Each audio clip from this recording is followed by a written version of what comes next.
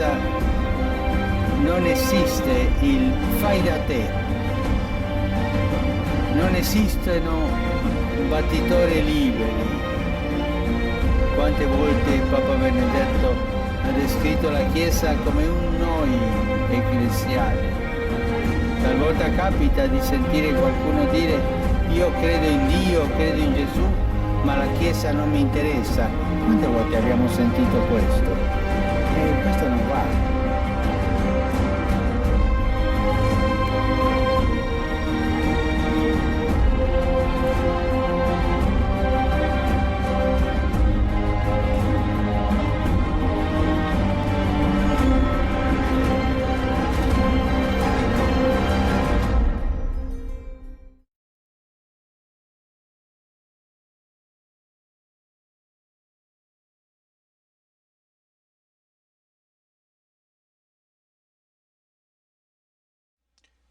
Un chapitre qui va parler maintenant des lampes ardentes, de l'huile d'onction et de l'arc-en-ciel.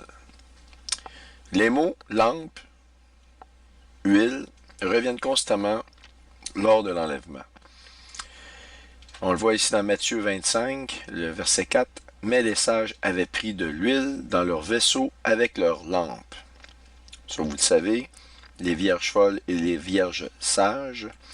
Une mesure de blé pour un denier, 3 mesures d'orge pour un denier, mais ne fait point de mal à l'huile et au vin.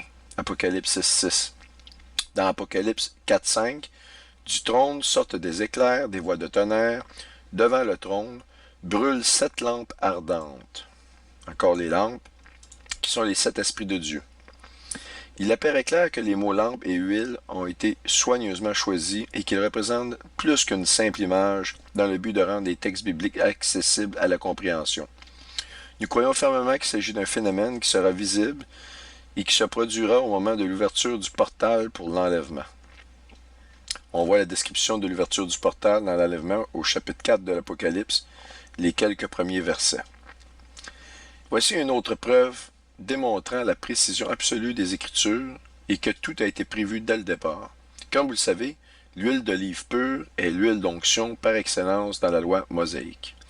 On le voit dans Lévitique 24, versets 1 et 2.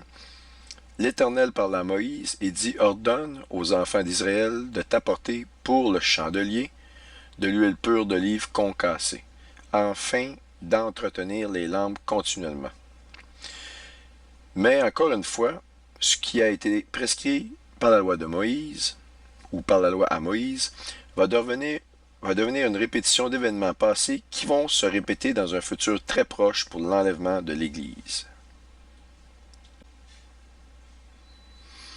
On ne le voit pas juste dans Lévitique 24, les versets 1 et 2, on le voit dans l'Exode au chapitre 27. Tu ordonneras aux enfants d'Israël de t'apporter pour le chandelier l'huile pure d'olive concassée afin d'entretenir les lampes continuellement. Donc les lampes, on nous parle de 7 lampes, les 7 lampes ardentes qui sont les 7 esprits de Dieu dans le chapitre 4. On voit les mêmes lampes qui reviennent. Et donc ils sont alimentés avec de l'huile pure d'olive concassée. C'est dans la tente d'assignation, en dehors du voile, qui est devant le témoignage, ok? Et en passant, la tente représente comme le corps glorifié que revêt celui qui suit Christ. Celui-là fait partie de l'église de Philadelphie et n'a pas la vue voilée. Donc, en dehors du voile qui est devant le témoignage, ok, qu'Aaron et ses fils la prépareront pour les lampes, pour que les lampes, brûlent du soir au matin en présence de l'Éternel. C'est une loi perpétuelle pour leurs descendants et que devront observer les enfants d'Israël. Ce qui a été prescrit donc sous Moïse, la loi mosaïque, doit être respecté à perpétuité. Donc Exode 27, les versets 20 et 21. Maintenant, regardez ce qui suit. La couleur de l'huile d'olive pure est celle du vert d'émeraude. Vous avez ici un émeraude, vous avez des teintes ici, voyez, un petit peu plus pâle, là. Eh bien, si vous regardez la teinte d'une huile d'olive pure, ça ici, c'est vraiment une photo d'une huile d'olive. Regardez.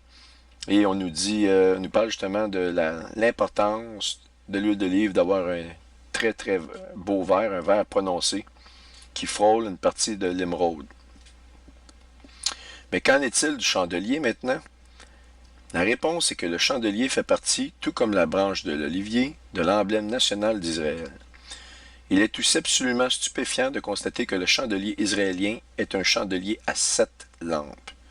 Vous en voyez ici avec les branches de l'olivier, justement ce qui apporte l'huile d'olive concassée pour alimenter les 7 lampes, et nous voyons les 7 lampes en question ici au sommet du chandelier. Voici maintenant une animation que je vais vous mettre qui donne tous les éléments qu'on a vus, le sceptre qui se lève, l'étoile brillante du matin qui brille, qui se lève dans nos cœurs, qui brille comme une lampe dans la noirceur, etc. Vous allez voir après tous les éléments de la reine du midi qui se lèvent, et avec les versets. C'est une animation que j'avais faite déjà il y a quelques mois, 4 mois. La voici, et après, on va commencer un des chapitres les plus importants de cette présentation-là, qui concerne en particulier l'arc-en-ciel. Et là, préparez-vous, parce que c'est le chapitre le plus vivant de toute la présentation. C'est-à-dire que depuis les 4 mois, il n'a pas cessé de se produire des choses qui prouvent ce que je vais vous montrer. Et je vais pas juste vous montrer des choses en vous donnant mon opinion. On va aller fouiller dans la Bible, dans les écrits d'origine. Vous allez voir que tout concorde. Et non seulement tout concorde, mais au moment où je vous parle, il s'est produit encore des choses.